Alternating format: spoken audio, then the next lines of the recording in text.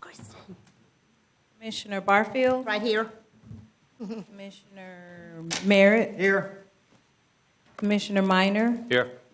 Commissioner Dozier. Here. Commissioner Maddox. Commissioner Deloge. Commissioner Richardson. Here. Commissioner Williams-Cox. Here. Thank you. All right, there any agenda modifications? No, sir. Do we need a motion to approve? No, that's consent. Okay. Move consent agenda, Mr. But we're Chairman. not. Wait, not here yet. Oh, Agenda public modifications. comment. Now we're going to go to All right, public get me ahead of comment. Bill? myself. Is it 3 minutes? Thornton, you're the timekeeper? Welcome, Bill. Welcome back. Welcome, Commissioner. Hello, Happy New Year to all the commissioners. I want to thank the Commission for advising citizens who represented the Woodville area community to go out and have a meeting with FDOT, your staff, and those persons. The bottom line was that it was not fruitful. No lines were moved in either direction. The citizens left the meeting fully understanding commitments to the process of FDOT, the process which you all abide by. That process is not fruitful. We're needing the courage of this board. We're needing the creativity of this board. We're actually needing the flexibility of this board to empathize with all of the citizens' input that you would use sense common to the citizens of the South Side. If there are senses which exceed our grasp, if you're able to lower your thoughts to our very earthly ideas about what's an inconvenience, about what is wouldn't work, about the confusion and the waste of taxpayers' resources to be utilized on a project which the people do not want. The first point of consideration I'm asking you is that, number one, the people do not want it. Number two, the people do not want it. And number three, they do not want it. So there has been no alignment which has been presented that the people want. The people have presented an alignment which, if we got to do this project, if we just got to, they have given and surrendered to you an idea of what would work and what they find functional. I'm hopeful that you would align yourselves with the people. And I recognize that in America, as we gather today, that there are some venues that there are no rules. Some places that witnesses don't count, evidence don't count. But if you are such a venue and a forum where witnesses count what they want, where the evidence counts, if this is that kind of forum, please consider the voices, the weight of citizens in that area. We don't want it. We ask that you would do all that you could to rebuff that which we do not want. Thank you. Thank you. Sue Ellen Gardner? Yes, Sue Ellen's not here. Is there a motion on consent? Move consent. Second. All in favor? Aye. Motion passes. Greg? First item up, 6A. Before we get to that, I wanted to take this opportunity to introduce Suzanne Lex. Those of you may remember her Absolutely. from, Welcome. she worked for a large state transportation Yes. agency. The name escapes me. Awesome. Suzanne joined us about 2 weeks ago, and she's already hit the ground running. Has been a huge right. asset to us and all, especially in some of the financial areas and all. I just want to take this opportunity to introduce her and welcome her aboard. Thank you, Greg. Thank you, everybody else. Welcome back. Pleasure to serve. Thank you. Okay, next up, Mr. Burke's going to talk about some changes, proposed changes to our transportation alternative evaluation criteria. So, Greg? Is this an action item? Yes, sir, it is. Good afternoon, members. We are here today to recommend you all approve minor changes to the evaluation criteria for the CRTPA's Transportation Alternatives Program. As a background, the CRTPA coordinates both the solicitation and the ranking of TA projects. This is something we do every 2 years. We are currently seeking applications, and they are due in March 6th of this year. Guiding this actual process is the CRTPA's TA subcommittee, which is comprised of 3 members from the CRTPA's Technical Advisory Committee and Citizen Multimodal Committee. Now, in November of last year, the subcommittee met to look at the current adopted evaluation criteria. And as a result of that meeting, they came up with some minor changes that, again, today we are seeking your approval on. Currently, we have 8 criteria that are used with a total possible points of 100 for each application. And what the TA subcommittee is recommending is that we go from 8 criteria to 7, specifically that we remove one of the criterion, which is the leveraging of funds. And as some of you may recall, Like that. that is something that you all have for the last few years recommended that be gone, and so they agreed with that. They're recommending that be taken out. Good. There's 5 points currently for that, and we're recommending that those 5 points be placed onto constructability, which is one of the criterion, and that's essentially what they're recommending, and we hope you go forward with that. Kristen? Thank you. I'm going to echo what Commissioner Barfield was saying. This is something we've talked about a lot, so agree with the changes. Just to clarify, I think I'm remembering this correctly, the criteria help us rank projects. Leveraging dollars could help a project advance in that ranking in the future if we were looking at the transportation, but in this scenario, other leveraging opportunities won't let a project advance. Once it's set, that's the way it's going to be set. Is that right? Correct. What it is the TA subcommittee makes the recommendation. They hear the applicants, and once they hear them, they rank those applications, and then we put those recommended rankings on our annual Transportation Alternatives Project Priority List. You all then, when we bring this forward to you for adoption, which we're proposing to do in April of this year, would then obviously take that order and that recommendation or not. But as you recall from our November meeting, the last 2 years, our number one project was a very good project, City of Tallahassee's Bluntstown Street project. They only received about $300,000 of TA funds, which is all we get every year. We don't get too much. However, you all voted once it potentially received those TA funds to put some of CRTPA's SU funding on that project. As well as the City of Tallahassee had the opportunity, and they put a significant amount onto that project to get it actually ultimately constructed. Okay, so thank you for that clarification, because you're honing in on kind of why I was asking the question, even if I didn't remember the specific Bluntstown Road scenario, and that is there are opportunities that present themselves when leveraging, comes up from other funding sources. So we could still reflect on that and move a project forward so that we don't lose one of those opportunities. But it's just not going to count in the ranking criteria, which I'm, again, very happy with that piece of it. It's more about the opportunity cost, whether we're locked in, but we could reflect on that with an agenda item in the future. Is that right? Correct, like we did in November for Bluntstown. Yeah. Yeah. Perfect. Thank you very much. My question is, I read that it is for 2020, for those projects in the 2020 TA solicitation cycle. Is there any possibility or any thought about projects that were already approved, that this was a criteria that was used?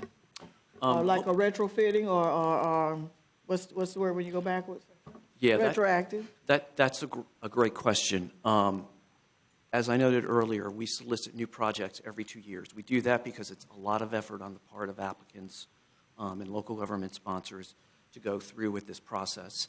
And then also being more pragmatic, there's only $300,000 or so that there is for these projects. So there's really not a lot of funding. So based upon that, we do this again every 2 years. So although we'll be this year in April again adopting a new listing of projects, next year we will not solicit new projects for next year's project priority list. However, the projects that were on this list will move forward. So in essence, we start new every 2 years with a project priority list of all brand new projects. So it really won't impact any of those projects because any previous projects will need to reapply for this cycle to get considered. So the answer is no, there's no going back. Correct. Just new ones coming in, okay. Dr. V? Thank you, Mr. Chair. If I could real quickly, just to follow up on that, Commissioner Cox's point, to give you an idea, Greg mentioned this, the last solicitation we did, there were, the total cost of the two projects were a tick over $2 million. And again, like I said, we only get $310,000 a year. There's a pretty good discrepancy in the amount of money that's available versus the number of projects, or the cost of the projects that we get.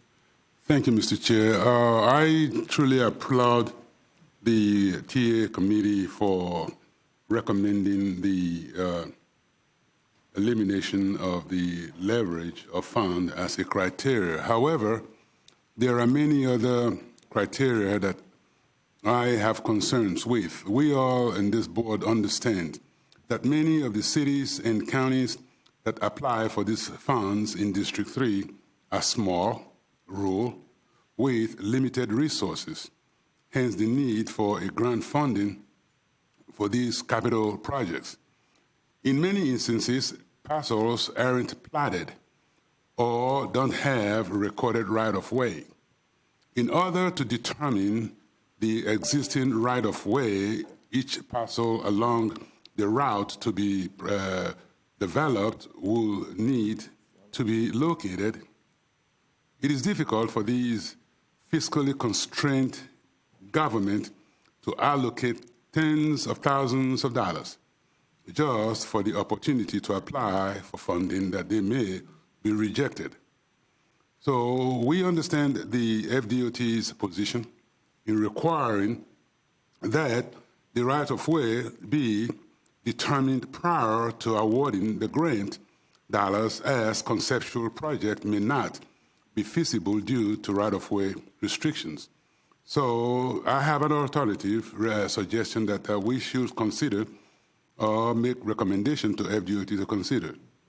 An alternative to survey prior to grant award could be that once the project has been selected for potential funding, the local government could be informed by FDOT and required to survey and document the right-of-way prior to formal award. If right-of-way issues arise, then the funding could be pushed to the next project in line. This alternative would prevent fiscally constrained government like mine from spending local dollars that we don't have unnecessarily on a roadway that will most likely not be considered for selection of funding. So that is my recommended alternative, which I am going to very seriously ask that CRTPA recommend to FDOT to the advantage of counties and cities that are fiscally constrained, like the one I'm representing on this board. Thank you, Mr. Chair. You're welcome. Betsy? Thank you. Lord, I am happy with that change. We have been talking about this for quite a while, and it is very important for our small counties, and thank you so much for doing that. I wanted to voice a concern about the connectivity portion of it. As we know, as we move forward in building trails and paths and multimodal areas for our rural counties, many times the connectivity is not there when we're dreaming about these paths. So I want you to talk to us a little bit what you're going to take into consideration on connectivity, because that is a very high score for connectivity. And if you're building a short path, that's eventually going to lead to a longer path, but it is not in your regional plan. How are we going to take that into consideration? Or are we just not going to worry about that in the small counties? I think I brought this up before. You can't connect two projects that aren't there. Right. You got to start from somewhere. Correct. And if we're going to get dinged, how are we going to start a project? If that's going to be 20%, how are the small counties going to start those projects if we don't have that connectivity that's already either identified, dreamed of, thought of? See what I'm saying?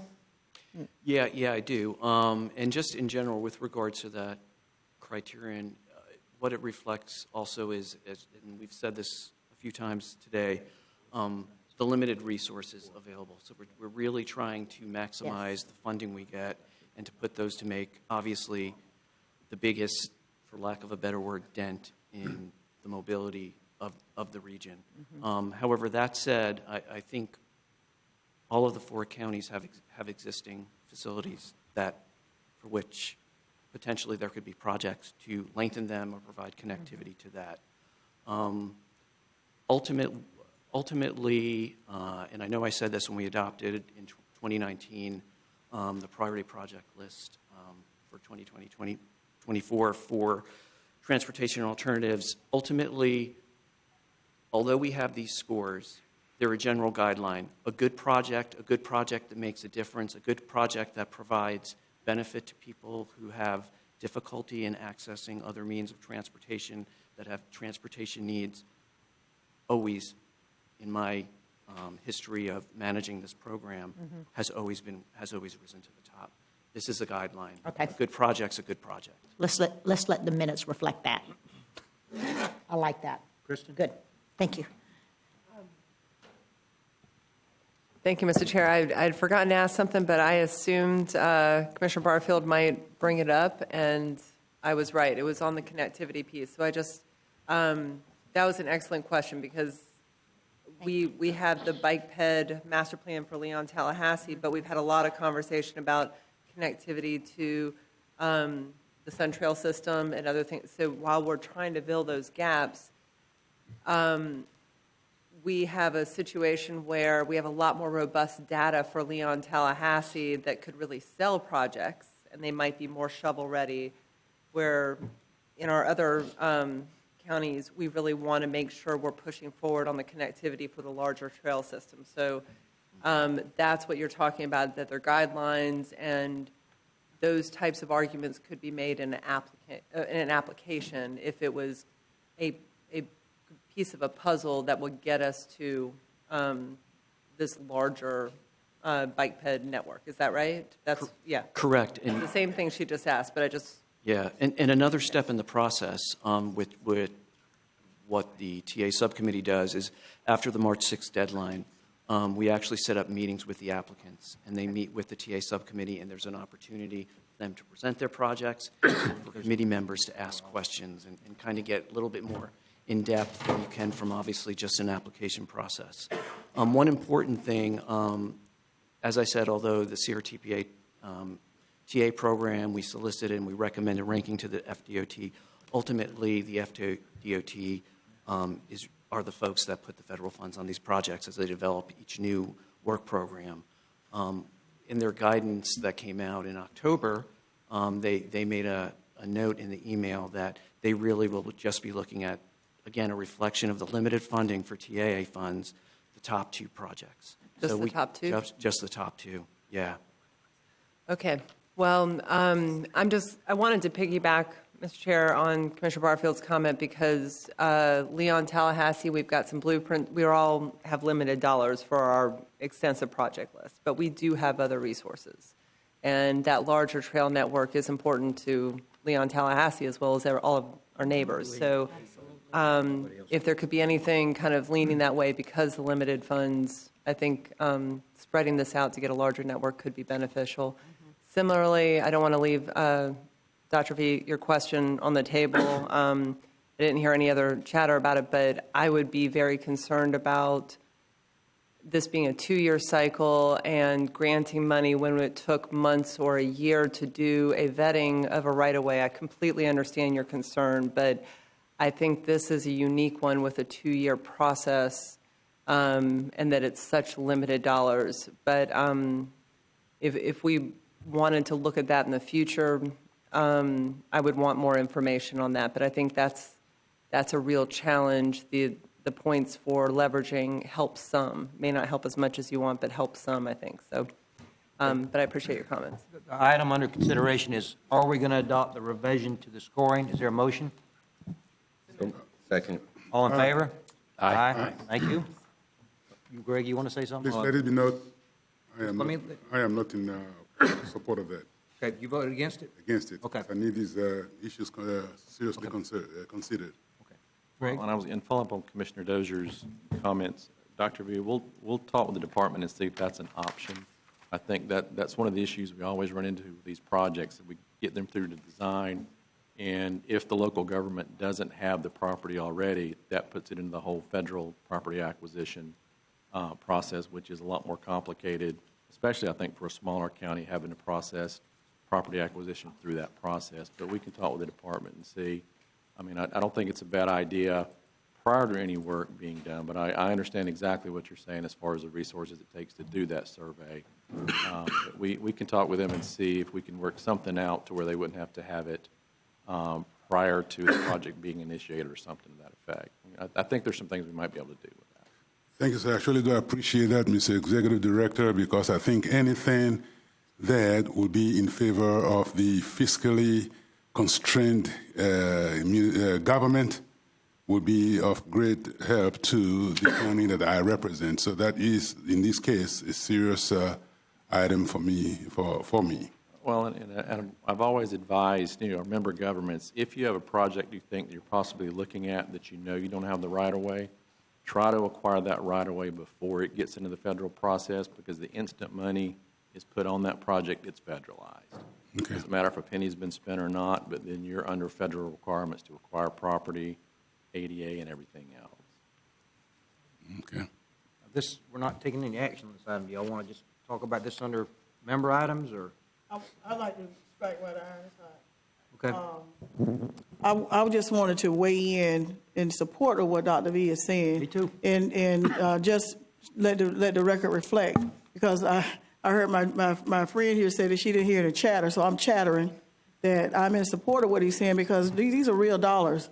And when you don't have them, you just don't have them. And then when you put them out there to try to get something and then you don't get it, you don't get those dollars back. And so those are precious dollars that could be used for other means, and not just Gadsden, but it could be Jefferson, it could be Wakulla, whomever.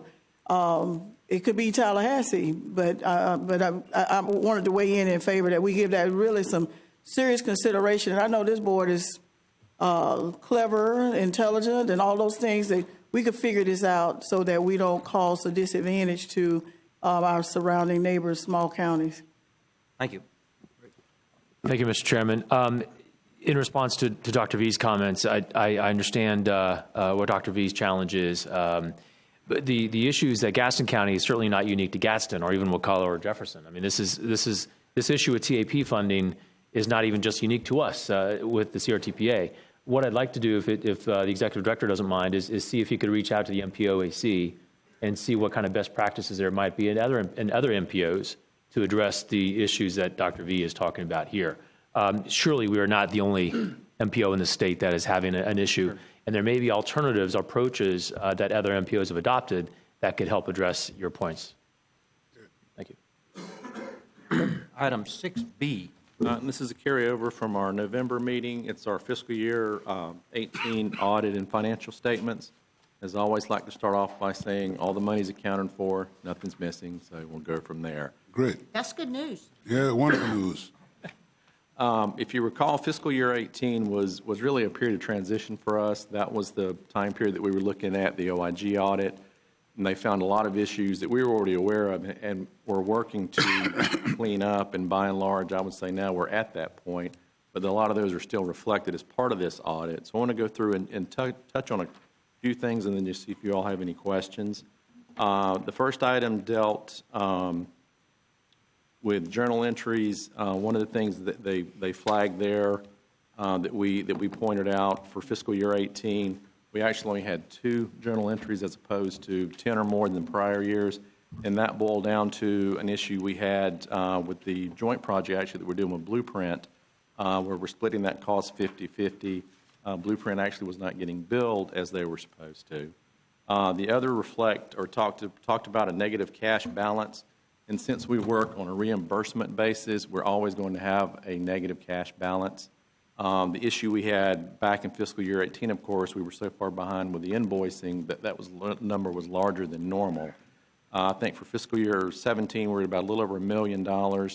Had gotten that down to about $700 for fiscal year 18. I think what you'll see when the audit's done for fiscal year 19, that number is going to be around probably $200,000, which is a typical quarter of expenses for us since we're billing everything on time, well within the 90 days required by the contract, so that number should drop significantly. The other item they flagged were our timekeeping procedures, but again, we'd already had processes in place that we did in January of 2019, where the timekeeping is checked, double-checked, and also also triple-checked as well. So that's, again, something that we're comfortable moving forward with. The other item was related to the other post-employment benefits or our retirement calculation process. There was a change in that in the Gatsby standards, I guess, for fiscal year 18. So we've made that modification as well. The last item, of course, dealt with board governance. That's something we covered extensively in January of last year. We had the city auditor at the time give you all a presentation on some of the fiscal responsibilities of this board. We started providing you the quarterly budget updates, which you got today for our first quarter of 20. So overall, the kind of the running theme of the comments or the findings were, our accounting systems. One of the things right now, we have a RFP out on the street for a new auditor, the one with Thomas Howell. That contract expired. So as part of that, we're including additional financial services as needed. That's something that we think we can rely on that firm to kind of help us with some of these things throughout the year. One of the things that we have not gotten to from some of the findings from the OIG audit was documenting our procedures. We've had quite a bit of changes to the procedures, but actually documenting what those are on paper is something that we're going to be doing here shortly. That'll be one of Suzanne's responsibilities coming up. So with that, I'd be happy to entertain any questions. But we're requesting acceptance of the report. You got your own microphone, maybe. I was leaving that one from Brian, but we can share. He said by We're Betsy. good like that. It's the city and county getting along, right? It's the quickest seat to get in the door. Greg, you set up a meeting we had a short conversation to talk about a comment I made at I think it was the last meeting about this. So I just wanted to clarify that and make one additional comment. I think I may have been inadvertently conflating financials and the audit as I referenced that. So Greg, just wanted to unpack that a little bit. I'm very glad we're making so much progress. This has been years of kind of chipping away at this and figuring this out. So I'm content with the findings, and we can move forward. And I'm really glad our city partners, CRTPA, Blueprint, others contract with our cross-training staff now and other things. So it looks like there's a lot of good work that could continually resolve this. This point stands out to me. So I think what I was trying to say at the last meeting was good progress, good, stay in the course for now. But if for any reason this is too much of a burden for the city, if this is not in the day-to-day operations, if we don't have more staff, or if we need other work on our side for CRTPA, I really do want to reflect on that next year. If we see all these issues resolved in another year, then we're going to know that all the changes we've made, cross-training staff, everything else, hit the mark, and we're good to go. But this has been coming up for a few years. So really, Greg, that was the point of my comment, was just caution, good progress, but a little caution looking forward. The only other thing I would say, and this is based on, I knew the RFP was going to be issued for auditing services, which will be just for CRTPA auditing services. I had not heard until just now that additional financial services as needed. I would really love next year when we hit this point to reflect on the cost. If additional financial services were needed from the auditor and we're paying city staff and our own staff to work on these issues, it may come to the point where it's more cost-effective to just put everything in one person, one CRTPA employee or something. This is getting really in the weeds, but this is something, Greg, you and your staff have done a phenomenal job addressing a lot of these issues, and I think this is the point where we'll see whether or not we need more in-house resources or if we're good to go. Is that helpful, Sure. based on what my comments were last time, too? Yeah, and I think, too, and we talked a lot about, it was in the OIG audit, about we should have our own accounting staff, but I think, as we've gotten these things cleared up, it's probably 20 hours a quarter maybe. And again, to bring somebody in for that, again, with Suzanne's expertise as well, I just don't see the need at this point, but we can definitely, look at it again. The thought on the additional accounting services from our auditor would be things like reviewing our procedures, having somebody with that expertise looking, things like that, not necessarily the day-to-day or month-to-month accounting functions. That wasn't the idea there. That's helpful. You use the word financial, so, that's Yeah. doing the same thing I was doing. That is helpful. And again, I am hopeful and optimistic that we're going to see a great report next year. We've been knocking off these issues year by year. I just wanted to put that out here, and that was the source of my comments last time. Is there a motion to accept the financial statement? So moved. Second. All in favor? Aye. Greg? All right, item 6D dealt with the weighted voting update. 6C. Oh, sorry. Oh, I'm sorry, wait, I'm skipping one. Regional Mobility Plan. Look at the wrong one. Actually, Jack's going to introduce this item. So the most important document, he forgets that it's on the agenda, right? Yeah. So we've been working with you all since June of last year to update the long-range transportation plan. The next 6 months are going to be the fast and furious, going from goals and objectives to adopting a cost-feasible plan. Richard Barr is here from Kimley Horn, and he's going to walk you through the 3 things that we've got today, including the goals, the survey that we've done as part of the public engagement, as well as kind of a schedule for the next 6 months and how we're going to be bringing you information over the course of the next 5 meetings to get us to that point. The other thing to keep in mind is that as we move through this, there are new members on the board, and we'll be more than happy to go through and address issues as they come up. It's going to be a pretty quick process, but we'll be able to, I think, be flexible in making sure that you're comfortable with where we're at in the process. So with that, I'll turn it over to Richard Barr from Kimley Horn. Thank you, Jack. Again, Richard Barr with Kimley Horn. Glad to be here, board members. So, as Jack mentioned, we're going to cover 3 things today: the goals of the Regional Mobility Plan, some of the survey results from our survey instruments, MetroQuest, and then some upcoming milestones. We basically have nine goals as part of this long-range plan. These are very similar to what we had last time, and there's some overlap between the goals. And I'll over the next 3 slides, I'll go over a little more detail of what these goals are. The first one is related to safety, improving the safety of our transportation facilities, certainly a good goal. Connectivity, enhancing the connectivity between the destinations within the region, covering all modes. Access, this is really addressing the accessibility for all of our residents and visitors. Multimodalism, it's very similar to the connectivity goal, but putting more emphasis on the multi-modes, different modes of travel. Land use, coordinating the transportation strategies and investments. Transportation and land use go hand in hand. We need to make sure we're doing a good job with that.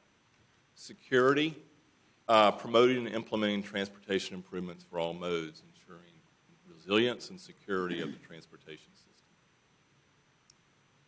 Economic development, and this was similar to the land use one, coordinating our transportation investments with our other initiatives in our region. Natural resource protection and conservation, protecting our region's environmental, cultural, and historical areas. And then public health, promoting our public health by increasing the diversity of our travel choices. These are very similar to our federal goals, transportation planning goals. I'll point out number 9 and 10 on this slide. These are new to the planning, and we have specifically have those in our goals now: resiliency and travel related to tourism and visitors. Also, very similar to our Florida goals, transportation goals. Not inconsistent with those.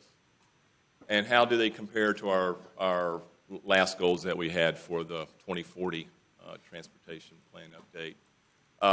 Pretty much the same, like I mentioned before. we reworded some things, streamlined some things, and included now specifically resiliency and tourism, or addressing our visitors, accommodating our visitors. I mentioned the MetroQuest survey. This is our survey instrument to get some feedback from our citizens, everybody that has an interest in our long-range transportation planning. So far, we've gotten respondents from about 270 people.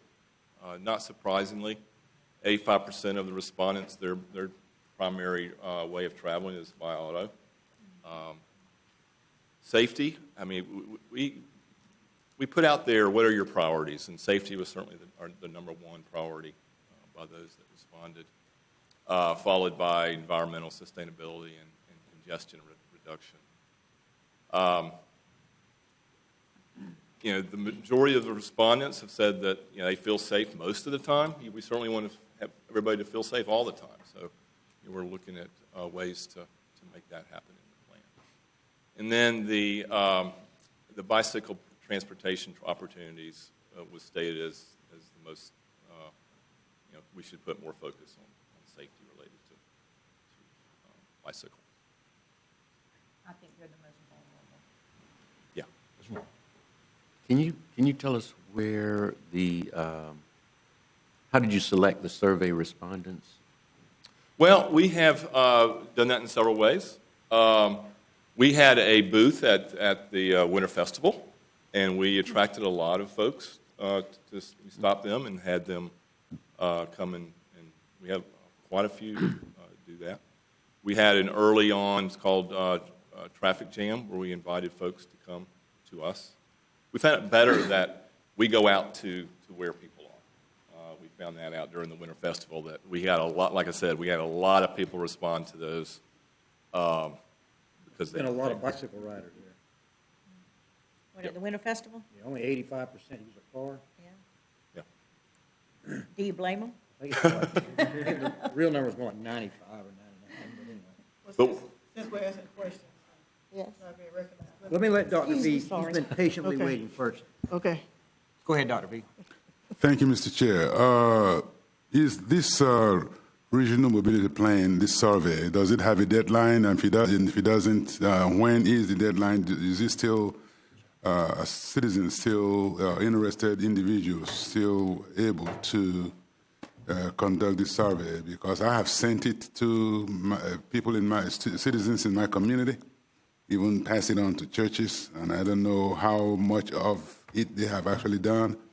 I need to know when the drop-dead deadline for completing these surveys, so I'll know how much more to push it for more citizens to get involved in it. So that is what I need to know. Drop-dead line for this survey. Right now, the survey is to end at the end of this month. Okay. Next week. Next week. Diane? My question is, where have you gone outside of the Winter Festival? We've gone to all the different counties, gone to all, including obviously Leon County, but also Wakulla, Jefferson, and Gadsden counties. Any idea how many surveys actually went out? I know you said you got 270 back, but how many interactions? I mean, how many did you? This is online. This is an online survey. We didn't actually send. So, okay. We went to neighborhoods. Mr. Chairman, if I could, and going back to Commissioner Richards' original question, we haven't selected anybody for this. As Richard just said, this is an online survey, so we've sent notices out to all the folks on our mailing list that we've gone through the various plans we've done. Just about any contact we had, we've sent it out and asking people to participate. This wasn't a survey where we picked folks to respond. We're just trying to get whoever we can to respond through the neighborhood associations, pretty much anybody that's part of our mailing list or it's ever come to one of our meetings. We've sent out notifications of the survey. Well, that goes to what I was going to say too, because access is an issue. So folks may not be able, that's why I want to know where have you gone to, are there paper surveys? Because there are folks who don't have access to respond online. And if they don't have access to respond online, they may not be driving, they may not be riding a bike. but we need to know that.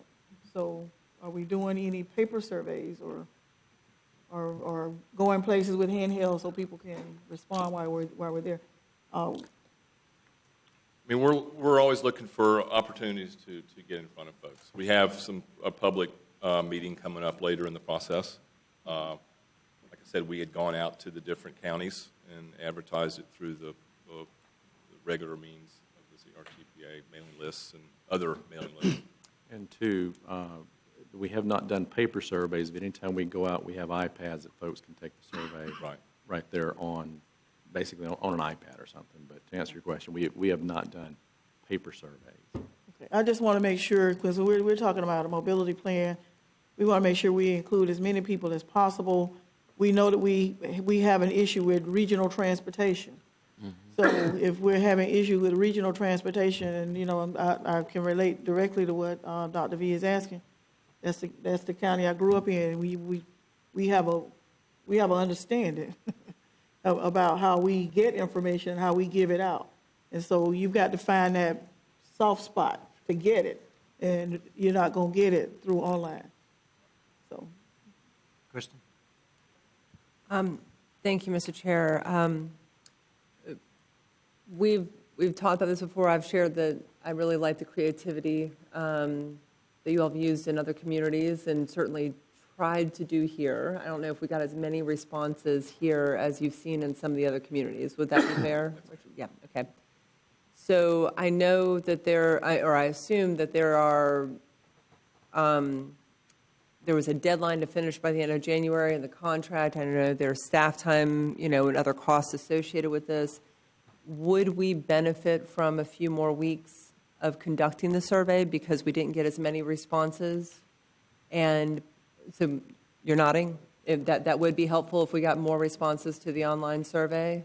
I mean, I think it would. We work with MetroQuest all over the country, and we have a good relationship with them. So, you know, giving them a week's notice to bring it back up, I think it's certainly doable from our standpoint. I think the key is to get the notice out to folks to actually participate.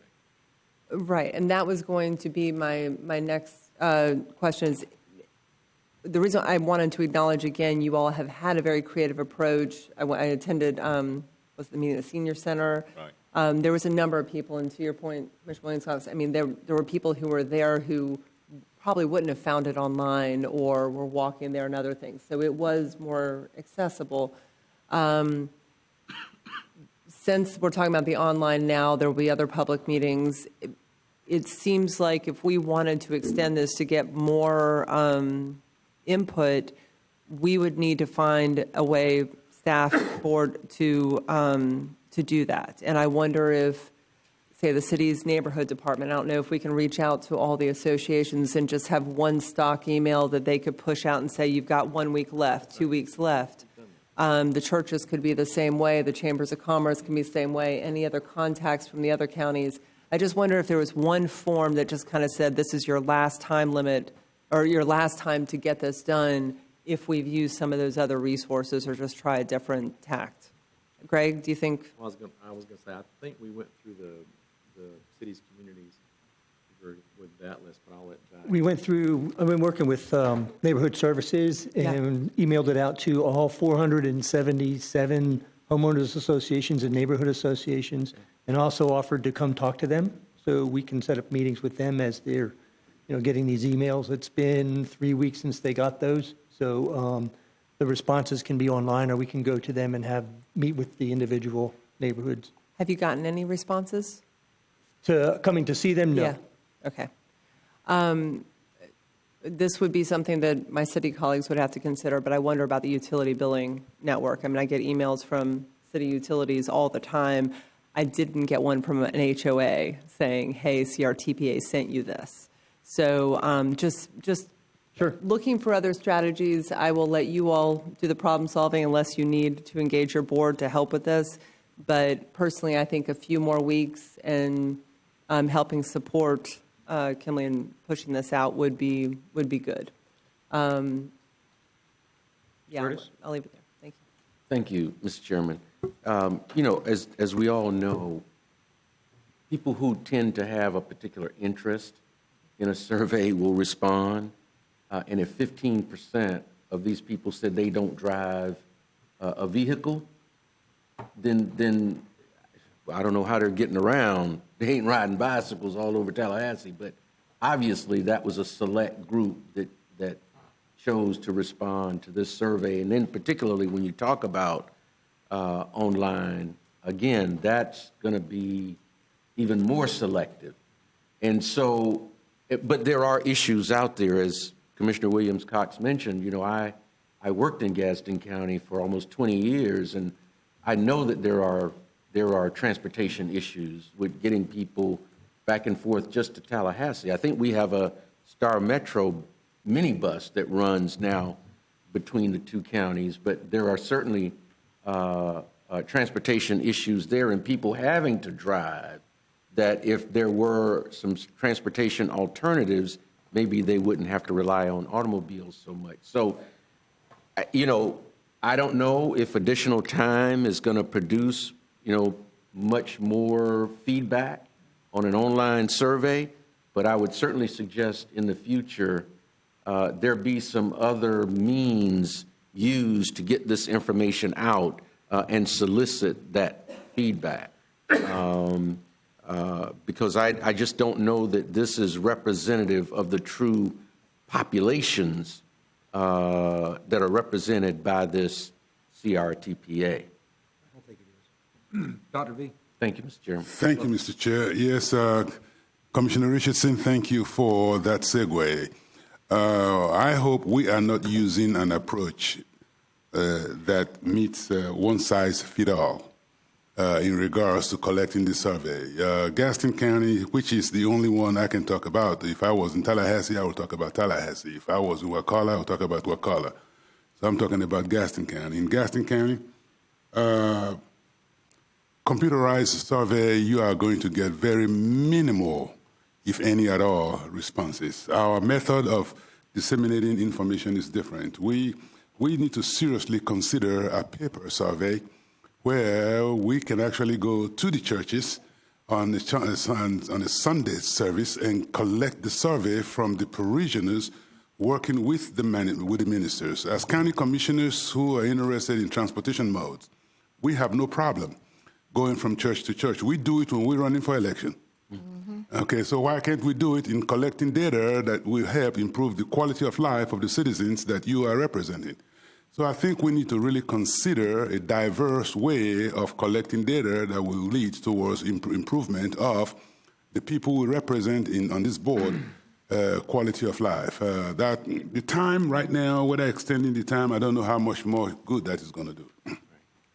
So what we need to do is the method. If it works for Leon County, and I believe it's only work for a population in Leon County, not everyone in Leon County outside of the incorporated area that actually uses computer. There are people, not everyone in South Side use computer. Not everyone in North Side use computer. So you talk about you going to the rural part of these rural counties. We have a problem right now using the computerized method of census collection. Mm-hmm. That is what determines a lot of money that comes to the jurisdiction. So you know, asking for transportation mode provision using computerized survey is not going to give you a true representation of the needs of the population you're trying to look at. So we need to seriously consider diverse ways of collecting this kind of data so we can get the citizens more involved in determining the needs that they have, especially in this case, transportation needs. Thank you, Mr. Chair. Thank you, Mr. Chair. Dr. V, I definitely hear what you're saying. May I ask you a question? Sure. Are you suggesting that we do the paper-based survey with this survey right here? I'm not saying discard it because there are some people who I say more diverse. I didn't say either or. Yeah. So if we got to use a smokestack method along with these, fine. If we got to use a pigeon carrying the messages along with this, that's fine. All I want is let's be as diverse as we possibly can. It's not either or because one size does not fit all. Yeah. I took the survey, I think 2 or 3 weeks ago, and my memory of it was that it was very well designed for an online survey. I remember thinking this is really well done. I'm trying to remember back on how complex it would be to actually try to capture that in a paper-based format and then distribute that. But I, for one, I think that we'd have some benefit by having 3 or 4 weeks of additional time to collect the survey, so long as it didn't significantly impede the progress that Kimberly Horn is making. We had it in our e-newsletter for our district, I think in December. We could send that out again. Each of us has an email list for their own constituents. We could send that out. We get some pretty good response from that. Leon County could advertise in its links advertisements. City can do that. So my point is that I think with just 3 or 4 more weeks, we could get that out in, I think, the public sphere for that amount of time and have some good feedback. That does not address Dr. V's point, and Commissioner Dr. V's point, or Commissioner William Cox's point about paper-based surveys, which I do think have some merit. There's definitely an issue there. But for this survey that we're currently in the middle of, I know 3 or 4 weeks would benefit us. Kristen? Just the last comment, I'm not saying online versus any others. There's more than 270 people in Leon County, and not everyone's got access to computers. So just to bump up the numbers, that was the first check on the online survey. We need more time to do that. I think someone said earlier, I mean, it's hard to get people to respond when they're really interested, and this is kind of general. So just to kind of bring this to a close, I'm pretty sure you're still in the middle of your presentation, Richard.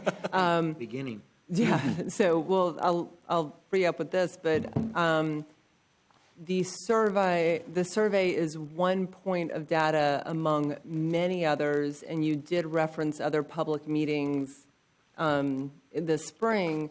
So that would also be a way to capture more information, and if we could generate some ideas on how to do outreach in other counties and Leon prior to those meetings, that would be another opportunity. Is that right? Absolutely. Okay. Yeah, we're open to. So this is not the one side. It just, if we extend the time and get more online surveys, we still have more time to exercise other options. I'd like to make Thank just you. a brief point. It's been many years since I took statistics, but there is a number for a representative sample, right? And I'm sure it's a lot bigger than 270. So I wouldn't take this survey very seriously. The number would actually be, to statistically be a representative survey, that number would probably need to be like 30,000. And it's never going to get there. So I hope we're not putting much weight. And I agree 100% with what Curtis says. You go anywhere in Stop Choppy, they're going to be 99.999%. If there's that many people in Stop Choppy, they use a car to get around. Yeah. And so I really hope we're not putting much weight in this survey. No offense, because statistically, just on statistics, the numbers just aren't there to be a representative sample. And that's not, to be honest, that's not what we're looking for, because like you said, that number would probably be somewhere, probably at least 10 to 15,000. This is at least to But I get don't know some how sort many of times I've heard, general. the survey said this, Yeah, I the survey understand. said that. As long as we're looking at it for what it is, Right. it's not point. statistically significant. Right. But, ideally, and it's been my experience, the most effective form of this is getting out to the neighborhood associations and things like that. But I will tell you, in a couple of our other projects, we're not getting a lot of response back. I don't know if folks have meeting fatigue or what, but we're just not seeing a huge response. Come out and talk with us. So, but we'll go back and look and see if there's some other things that we can come up with to try to improve just that general input. Well, I can tell you I haven't seen it, but that doesn't mean I didn't get it. I'm getting it with a whole lot of other stuff, and it could And be in that's- yep. spam, it could be in trash, it could Yep, be in a that's number of right. places. So, And if I also may interject on this medium of communication, we hold hearing for these projects when they come to our counties. Okay, we announce them in whichever way we announce them. People don't show. But guess what? When you go to church on Sunday, the concern that we are about to address that they never showed, they're going to express to you of the need for that particular concern to be addressed. So what I'm saying here is we need to begin to look at diverse ways of disseminating our information. I tell those who come to Gaston County, oh, we did this and we did that. The question is, okay, that worked where you did it. does not work in Gaston County. So you need to know how to tailor what you're looking for to fit the demography or the population you're looking at. For one thing, compared to Leon County, Gaston County, the proportion of highly educated individuals who use computer every day, who these instructions, this survey are easy to comprehend, is not going to be the same from county to county.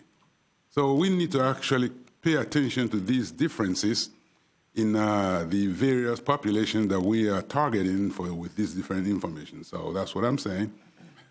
You make it paper. If you pay attention in Gaston County, you hardly see anybody. I don't think you've seen anybody who runs a campaign on TV because it don't work there. But it works in Leon County.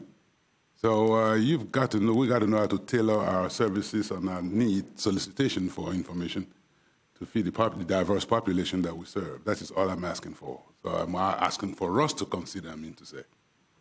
Thank you, sir. Moving along. Okay, moving on. Hurry up now, run before we start asking questions. Okay. So there was also a mapping exercise as part of this survey, and folks identified roadway improvements, intersection improvements, but also all the different modes. So it was a wide range of improvements that people want to see, and not surprisingly, most of the projects were identified within the Tallahassee, Leon County area. What are those numbers? I was afraid you were going to ask me that. Yeah, because I want to know what 12 is. Yeah. You could Why just is email Stop us. Choppy got- We can email y'all. 'Cause I personally do not know what that is. Okay, well, there we go.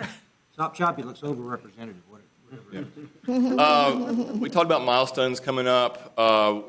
Next month, we'll be starting the needs plan, talking about that. We'll be coming before the board, talking about prioritization criteria. And then we'll also be doing some additional outreach at the different counties. We'll be coming to your staff, for instance, to identify projects that they're aware of. In March, a continuation of the needs plan. We'll be starting to talk about the prioritization of projects. And then April, we'll be coming to revising the prioritized projects based on input from this board and others. It's a cost-feasible plan, so we'll be identifying the financial resources and the cost estimates of projects. And then the cost-feasible plan, we'll begin that process in April. In May, we'll have a draft cost-feasible plan before you.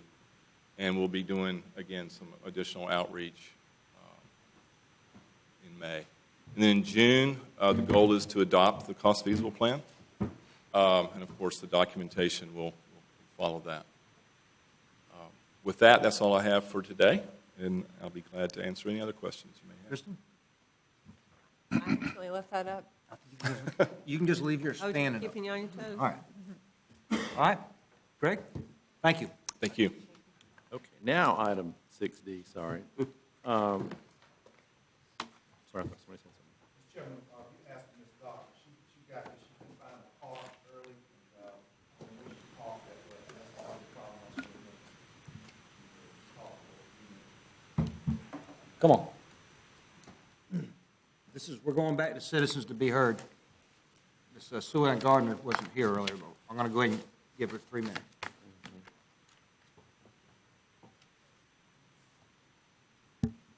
Hello. I apologize for my tardiness. Wanted to speak again regarding the Woodville Highway project. I would like to make a formal request that the board take no action until hearing from the people of the South Side. Myself and Commissioner Proctor are planning a town hall meeting that will allow the CRTPA board to hear from the actual people that this super roundabout will be affecting on a day-to-day basis. Our intention is for this meeting to take place on the South Side with the board in attendance before the March meeting. I believe it's imperative for the board to hear firsthand from the people of their discontentment for this road. Will this board commit to being in attendance at such a meeting, along with a vote of no action until then? Thank you. Thank you. Greg? Okay, item 6D, and I briefly talked about this at the end of our November meeting. A couple of years ago, there was a bill proposed that would eliminate weighted voting for MPOs throughout the state. As we went through the session, that bill failed to progress and basically died in committee. At the time, the board went ahead and directed staff to go ahead and make the changes necessary to the interlocal agreement to eliminate the weighted voting. So we started on that process early last year. Actually, we're having a little bit of trouble getting folks to respond back to us on that as well. Except Wakulla. Except Wakulla, thank you. In the meantime, the Leon County Commission voted to add Commissioner Deloge to the CRTPA. Brian threw a wrench in everything. So, Just to confuse things further. in keeping with what you all had decided back in 2018, the structure that you had agreed to, again, that did kind of throw a wrench in the works. The idea at the time was to get to a one-member, one vote, but one of the premises that we used would be that the City of Tallahassee and Leon County would always have equal voting membership. So the only way that we would accomplish that with 4 members from the Leon County Commission would be to break down their points basically to 3/4 of a point per person. So as we talked through that with council, I just wasn't comfortable moving forward in that and wanted to bring this back to you all for some discussion as to whether or not you want us to proceed with it. Do you want to leave it with the weighted voting? But I need some direction as to how you want to move it forward. I guess, being just a year to this board, I'm trying to understand how do we, and no disrespect, Mr. Chair, but how did we go from us having equal representation between the city and the county to having an additional member? How is that allowed? Well, it's actually we're still operating under I'll call it the original format, where the city and the county have 37% of the vote, no matter how many members you have. So if the city has 3 and the Leon County Commission has 7, those votes are divided up proportionally to that 37%. So it's not possible for the Leon County to have more representation than the city. Point, Mr. Chair, what used to happen was all 7 of the county commissioners were on this board, and very rarely did we have full attendance. So we changed over the years. The city has always had a policy where they've had 3 members, because it's a board not everybody can make it to. So we'd have 4 out of 7 show up, and they could only vote. You know, it skewed them anyway. We had full vote. The percentages stayed the same. Right. Yeah. Right. Mr. Chair, we brought this up at our December, or I made comment to it at our December commission meeting. So I think the difference here is we were waiting on ratification from all counties before we could formally change the voting procedures. Yes, ma'am. That's what Commissioner Deloge was speaking to, right? Was that, so we don't have everyone signed off on it yet. Right. We have to take it through, just real quickly, all 4 counties, the school board, and the 5 or 6 municipalities in Gadsden County. So we have to get out to a number of different local governments. And who's the only government so far that's responded? What color? What color, Mr. Chair? And to be fair to you, Greg, I think you might have slowed this down a bit, kind of waiting to see where we were going Right, to we resolve this. It's also my understanding that Leon and Tallahassee, it's all 7 commissioners. So it's not just the 3 of us, 4 of us voting. All 7, you know, we can appoint 4 members. We hadn't signed off on anything yet. So it was kind of 2 things running headlong into each other. For my part, I can let my other county colleagues speak to this. I made a comment at the last meeting that if Leon wants to make the change back to 4 members, I think we should have the weighted voting, because my personal position stands that we need 1 member, 1 vote. And we don't want to I don't want to upend the vote of this board, which I supported, just because we have chosen to increase our membership from 3 to 4. And I believe it is possible for Leon to be weighted within our 4 members even if we move to one member, one vote. Is that correct? Yes, ma'am. And what's displayed up here is what you all agreed to moving forward. Once the interlocal was updated, that would be the structure. About the only way we could accomplish that would be to take those 3 votes and divide it up amongst the number of appointees for Leon County. I would strongly argue that we should do that in respect to all of our colleagues on this board, but again, we didn't take that particular position at the county commission. A lot of this, if I could, real quick, just some history, was to benefit the smaller counties. I think I brought it up. It ain't gonna hurt my feelings if we leave it the way it is. You know, enjoyed Brian being here, and I talked to Dr. V at the executive committee. I don't think he cares. I don't think we're losing out on anything. What's the old saying go? If you don't have a seat at the table, you're on the menu. So I got a seat at the table. That's the main thing I wanted. So.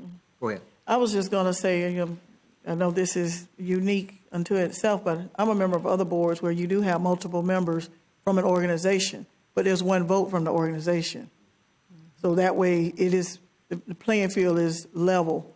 Because, if I was Wakulla or Jefferson or Gadsden and I'm at the table, but I want something done in Leon, in Tallahassee, don't want it done, they got 6 votes to make it not happen. Whereas if it's, each organization has 1 vote, and then, I'm just putting it out there as a suggestion. If each organization has 1 vote, then it's the playing field is level. How many times have we not had a unanimous vote? Right. Very few, but my only comment there would be part of the requirements of the voting is it is somewhat apportioned by population. Right. So that wouldn't work in this particular case, whereas when you look at the 4-county region, Tallahassee and Leon County have the bulk of the population, so by our requirements, they would have to have more votes than, let's just say, and I'm not going to pick on Commissioner Barber, but Jefferson County. So there are some population requirements tied back to that voting. I think Nick was next. Thank you, Mr. Chair. I agree with Kristen, actually, on this issue. I think that Leon County should be limited to the 3 votes. I don't think it's a bad thing at all for us to go ahead and split those votes up amongst us 4 and that be it. So if you need action, I would actually be willing to make a motion that we accept the voting structure that's on the screen, with Leon County, each commissioner having, I believe you said 3/4 of a vote. That gets you back to the 3. That whatever would be, get us back to 3 votes total. All right, so there's a motion, there's a second. Question. You want to discuss anything? Well, I'd say the goal was never to change the percentage. I was here when we brought in the small counties, and frankly, it works.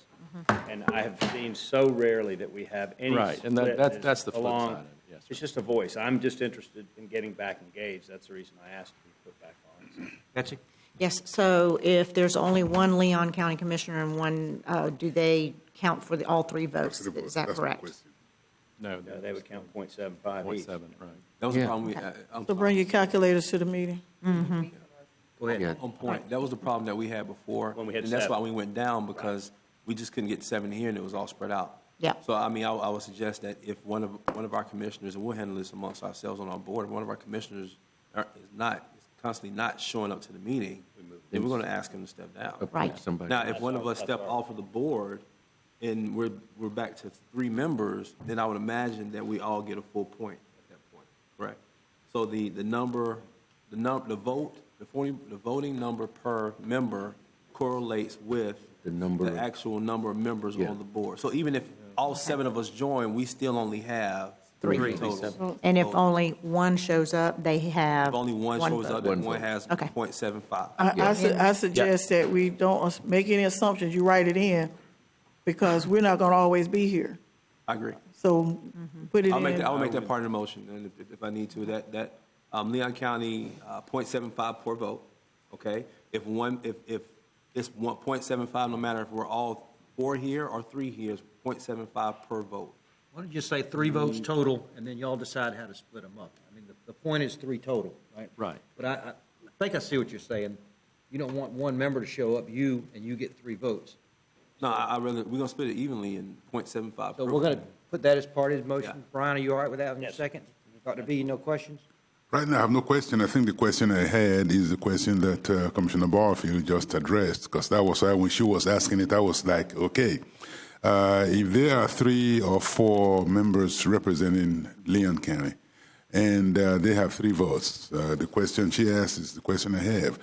So just the presence of one commissioner, will that give Leon County the whole 3 votes from that? Is Less that than looking- 1 vote. I'll have more power. Yeah, if no, Brian that's just shows what I'm up by saying. himself. So I will have more power if Yeah. I show up, and then That's right. the representative of Gaston County municipalities, which is 1 vote. Correct. If the 2 of us show up, then we have more weight in our vote Correct. than Leon County. Correct. So as long as all of those are clarified in the whatever statement, whatever the motion is, and whatever the requirements are, I have no problem with it as long as the little, I will use the word little counties, are not bullied by the bigger counties. Less populated. Gordon? We're good. Chair and Commissioners, just so we're all clear about the process, and I think this is the way the statute has it outlined, but it's in our bylaws. We have 2 documents. We have the interlocal agreement, which lays out the overall process for how the CRTPA operates. And you made a decision a few years back that you wanted to make that document not as specific because it was so much work to try to get it amended. This is the document that takes about 2 to 3 years to get amended. So what you directed staff to do was to draft up the language in the bylaws, which normally would be an interlocal agreement that governs how this process works. And what it says is that the commission or any commission will appoint a member or members to be on the CRTPA board, and you can do that 1 time a year. And if you have a weighted percentage of voting, then the CRTPA will modify the voting percentage based on whatever that number is per the members that are appointed. So that process is already outlined in the bylaws. But the only caveat I want to make you aware of is you can only do it 1 time a year. Right. So we can't roll up and down at our meeting. No. And that's in, the 1 time a year is in place now, so that was what we were talking about. We would suggest that stay in place. Kristen? Thank you, Mr. Chair. So, due respect to my wonderful colleagues on this board, I'm glad we got 4 of us who really want to show up, so that's not a problem we always have, right?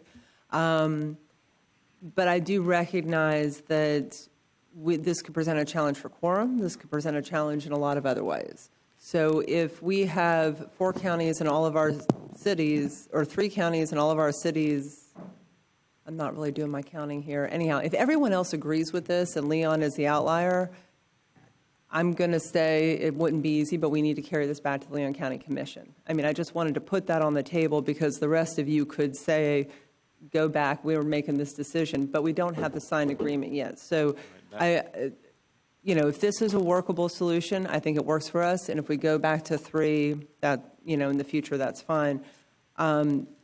So that's a general statement. The 2 caveats would be if this affects quorum in a more extreme way, we should be aware of that. And then secondly, if we lose a member mid-year, either they choose not to be on, someone leaves office, whatever it might be, November is not that big of an issue, but that will reduce, that's what you were just saying, Thornton, is Leon will be without that percentage for the remaining votes. Again, this is probably never going to impact us because we're always unanimous, but we can only do it in December. That's it. Once a year, we appoint people. We have a caveat for a unelected or some other reason outside of just the decision of the commission. So if you had a vacancy that was created, then we could fill that vacancy. We would not have to wait a year. The commission itself, we cannot change this throughout the year, even if to the earlier conversation, someone just isn't able to attend anymore. We're stuck with where we are with the weighted votes until December. Correct. Okay. Yeah. And quorum, we have no issues there or foreseeable? It's not going to be a help now because the small counties always show up. Well, you guys just have to make sure you have people who want to be here and will be here. Understood, but we have to do this at the beginning of the year. That's why I'm asking the question now, is we don't want to cause a problem throughout the year. So if there's no issue, then that would be fine. We haven't had a quorum issue in 2 years. Okay. Yeah, but I think I'd want to double check, because now with, I believe it states if there's 51%, that's a quorum. But if we go to a single member, single vote, usually a quorum is one more than half. I think we'd be fine. You know, Commissioner, if you recall, we had issues about the format of the agenda, and we fixed the agenda so that we've had a quorum pretty much 2 years plus, and what we did with the agenda is we rearranged the agenda so we had action items in a place that, for the time commitments of the commissioners, that we could get the items covered. So it's a potential concern, but based on the changes we did, 3 years ago, we kind of, I think, made it work better. Thank you for the reminder, because quorum stuck out to me as a big issue, but you're right. It was before a number of changes in the last couple of years. So it was just last time I wanted to check on this. Thank you. I want to caution us to not make decisions based on that we almost always have a unanimous vote, because that's now.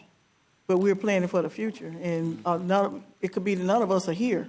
So we don't, that's great right now, but let's not make plans always assuming that we're going to be having unanimous votes. So I've heard that said a couple of times, and I just want to caution us on that. Okay, there's a motion on the floor and a second. All in favor? Aye. All opposed? Greg? The next item, just quickly, last year you had made some changes to the executive committee representation to ensure that depending on who's in the chair, vice chair, and past chair slot, that both the City of Tallahassee and Leon County would have representation on the executive committee. So with Commissioner Maddox rotating out as past chair, we would need a Leon County representative on the executive committee. Tell us who's on the executive committee. Commissioner Merritt, Dr. V. Dr. V, Jeremy and Commissioner Matlow.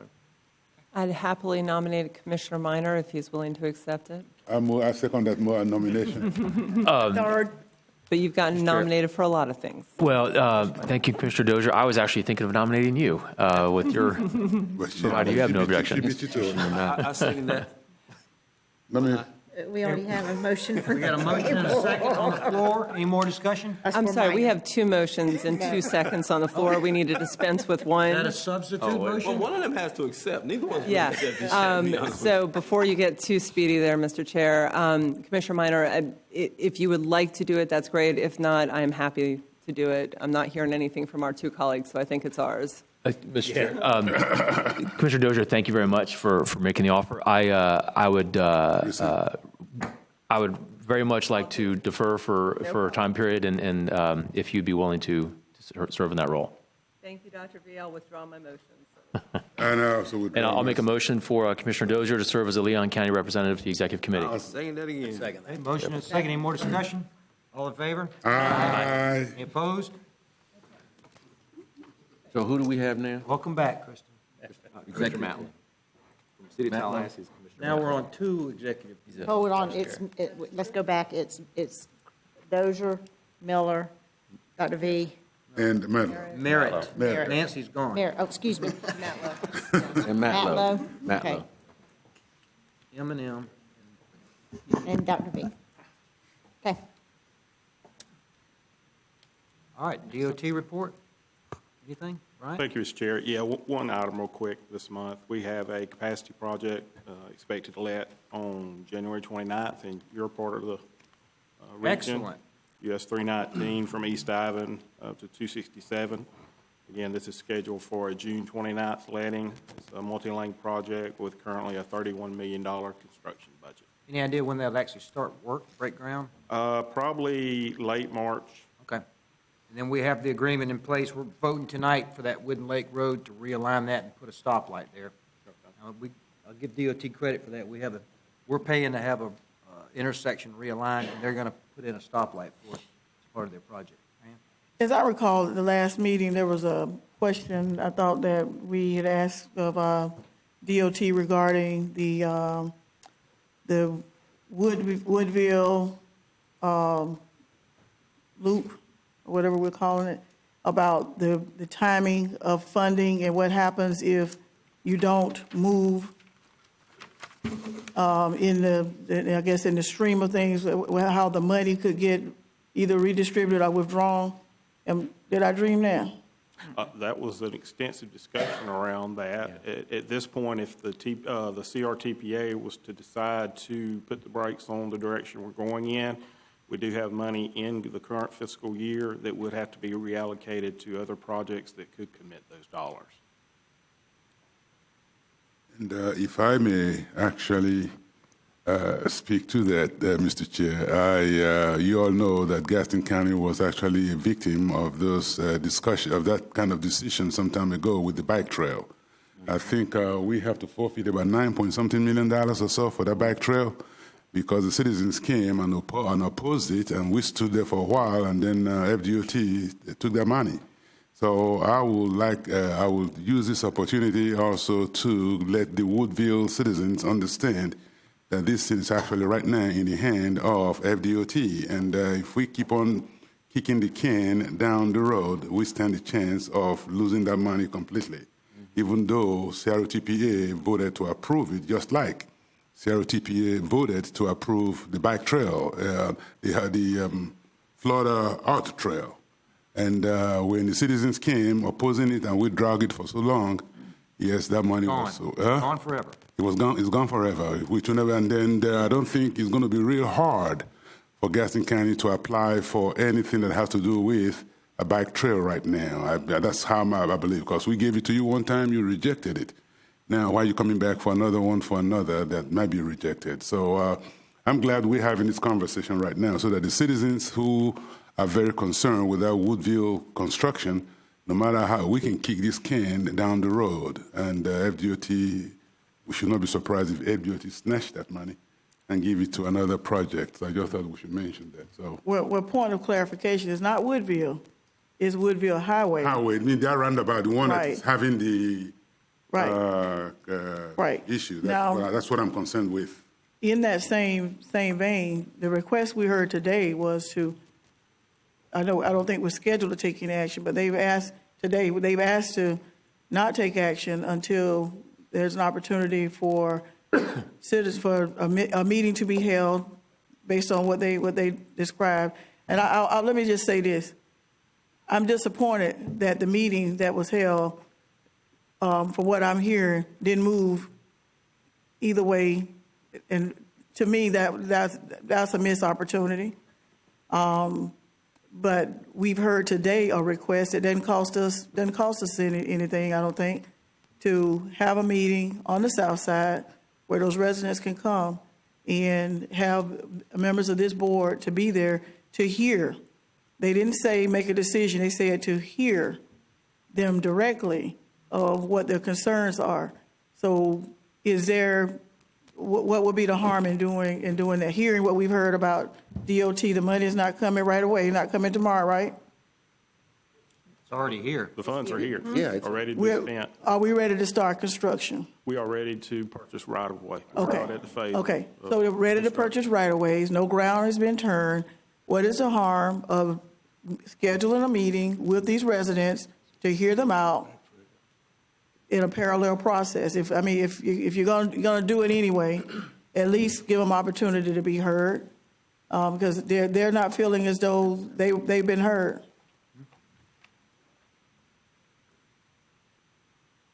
That's a question. Is there an answer? Process mean don't put the brakes on it, but keep going and make this informational? I want to make sure I understand where this. If we can give a little, a history on this and how this would have to move forward. The department has an approved PD&E study for the design that we've completed. That has been approved by the state and the Federal Highway Administration. For us to consider an alternative that was not in the original PD&E study, we're required to go back and do all the NEPA process related to that.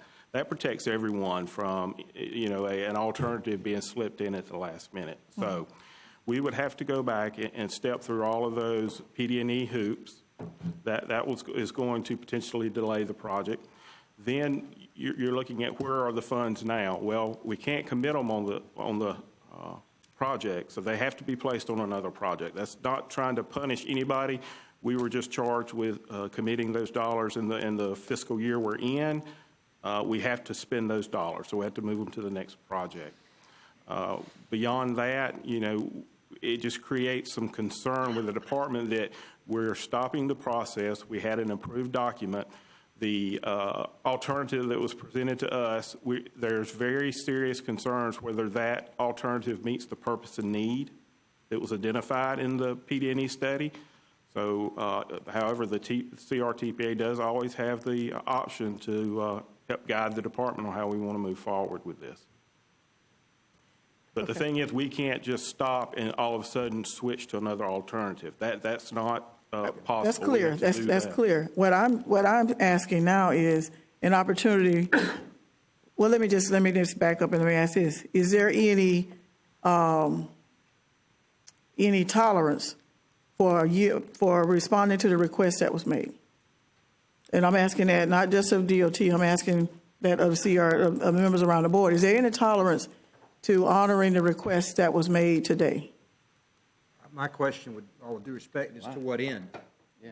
I mean, here's the basic choice. We either reject the funds or the project goes ahead, is forward. And I'm just saying this because it's basic reality. And I think if this board turns down that money, that road probably won't get improved in our lifetime. Right. That's just the way it is. And I don't. Dr. V will probably not get another bike trail in Gaston County in a long, long time.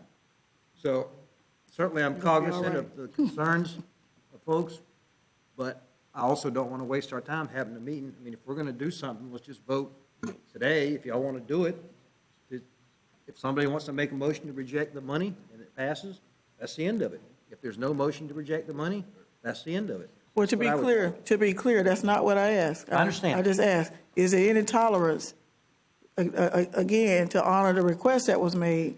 We could go meet them tomorrow if we wanted to. That doesn't hurt anything. If they want to be, to be heard, we can. I mean, that's not stopping them from acquiring right away. How would that fall under sunshine? No, I'm just saying, not when I say tomorrow, I don't mean literally. I understand, but I mean just in general. We're subject to sunshine. Notice meeting. You have to give reasonable notice.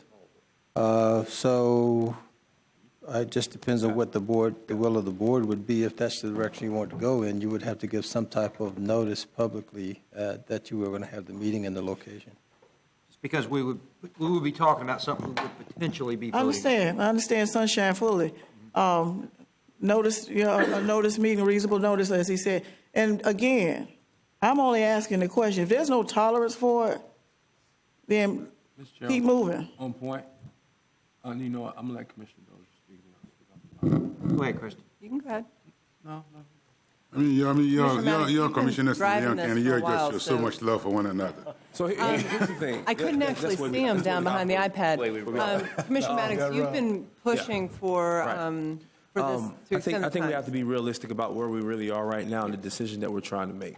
I think Commissioner Merritt painted it pretty clear in talking to Mr. Polk. It's either build or no build. They're going to, from what I understand from what Brian's telling me, they're going to keep going whether we vote, because we've already made decisions. It's not, it's not like, right now, even we say we're going to wait to bring it back, they're still going until we tell them to stop. Mm-hmm. And once we tell them to stop, then it's over. Yeah. Correct? So even if there's nothing that was going to be on the agenda per se unless we said put something on the agenda. So if we make a decision right now to say, okay, well, nothing's going to come back on the agenda until they have this meeting, well, nothing was supposed to come anyway. It was going to have to take a vote from us to put it on the agenda in order for us to really look at what we wanted to do here. So I have tolerance. Yeah, of course, I have tolerance. I've been trying to push this thing all along. But I think at the same time, I think we have to understand the decision that we're making is along with the folks who live in the area who have an issue with this. Let's say they have the meeting, we come back and we have an agenda item, and then during that agenda item we say, okay, FDOT stop. They are absolutely not going to consider the people's choice because they have considered it, and the consideration they gave to it deemed it not to be as effective as the alternative that they're building. So in a way, we have to start from square one, and go through the process, and hopefully one day get the road addressed. That's the decision that we're making. I have no problem, honestly. And that's one thing I was talked about during the executive committee meeting. One thing we all learned when we went to the MOPAC, MPOAC Institute, is that it is our job to sit here and make that decision and tell FDOT, okay, you want to build that? We don't want that. And they say, okay, well, you don't want that? We won't build that, but we likely will never build anything in the area during your lifetime. And that's just the way it is. So we can't make the decision not to do anything. But if we make that decision not to do anything, understand it's a decision not to do anything. And that remains the way it is. And that's kind of the last thing I'll say, Commissioner Dozier, I'm sorry, I'm dragging it on. That's really the reason I like the fact that this is a regional board, because we have to respond to our constituents, but our partners have to respond to theirs too. So whereas my constituents may say, I don't want that, Commissioner Merritt has people coming in from Wakulla County who most definitely are probably going to want that. So that's where those 3 votes versus 1 vote comes in, and that, yeah, we can say all day that, hey, we don't want that, but it has to be a joint board decision that we say we're not going to do it. So I just want us to understand, that's the decision that we're going to make ultimately, because we've already made a decision to move forward. The decision that we're going to make, if we ever get back to this board of making one, is whether or not we accept the money, build the road, and understanding if we don't, that quite frankly, that corridor will remain as it is, quite frankly, for our lifetimes. Will severely inhibit Wakulla County's growth. Stays the way it is. Right. Period. So yes, long story short, I'm tolerant. But I'm tolerant. I also trying to understand if we all understand what we're really trying to decide. Matter of fact, I'm okay. If we really don't want it, fine. I'm fine with that. If we really don't want it, we don't want it. But that's the decision that we're making. Thank you, Commissioner Maddox. It's hard to see it from way down here at the end of the table, but I am glad you spoke up first, because I think you've made the motion several times, and if I'm not mistaken, this conversation started in the spring. I have similar concerns. Even if my comments may have leaned on the history of this project and that none of us liked the super roundabout, even when it was presented. Side note, doing some spring cleaning, I found that original book in my office yesterday, and it's just fascinating. I mean, I do remember those conversations. We were concerned about it, but vetting through all the different options, it was the best one. So I may not have been as favorable of other options, or certainly not stopping the project in recent months, but I am glad that we've kept this question open. It keeps coming back on the agenda in September and October and whenever. And Commissioner Maddox, you and others have really pushed that. So I think my question is what the chair's is, what is the goal of delaying again? I have been copied on numerous emails and seen a lot of back and forth with staff and with citizens, and I'm not sure if Commissioner Proctor was involved in that or not, but a lot of different communication about this. They have met with FDOT. They've been in front of us several times. So I think if there was a different solution to this, we would have come to it, and we have done more discussion about this project in the last 9 months than we typically would have for a lot of other projects that were at the point of right away. So I just didn't want to, tolerating one more meeting. I think we've been doing that all in the last 9 months, so I don't know what is different with this meeting. The last question I have, Brian, just to be clear, and I think I remember this, if this is a no-build option, it is not just the super roundabout. We lose the funding for the entire project. Is that? The PD&E covers the entire corridor. So Right. if the CRTPA were to give directions to stop the roundabout portion of it, we would then have to go back and task our engineers with the analysis that says, can we build the piece from Capitol Circle North as a multi-lane and not have significant engineering and safety concerns? And that We would hope we could do that, but today here, I can't guarantee that. Okay, so, and I would not be in favor of this option because I think that that area needs some improvements. So simply building a multi-lane corridor that dumps into the same area with no improvements, that takes us right back to the beginning. We need some change there. But that scenario you just laid out would be the only path to salvaging some money, maybe not the whole thing, but that is only if we could meet those requirements. And if the engineers came back and said, well, you just can't do this unless you have the roundabout, we lose money for the entire project. Yes, we would have to delay the entire corridor. Okay. Thank you, sir. I think we're confused because even there is nothing to come back. We would have to make a motion, take a vote, and say we wanted to come back in order for it to come back. It was never coming back unless we asked for it to come back. I think the thing to do here, in my humble opinion, is if we really want to really get the information from that meeting and then consider what we want to do, we instruct staff to go to the meeting, be present at the meeting, be able to report back to this board at some point what happened during that meeting.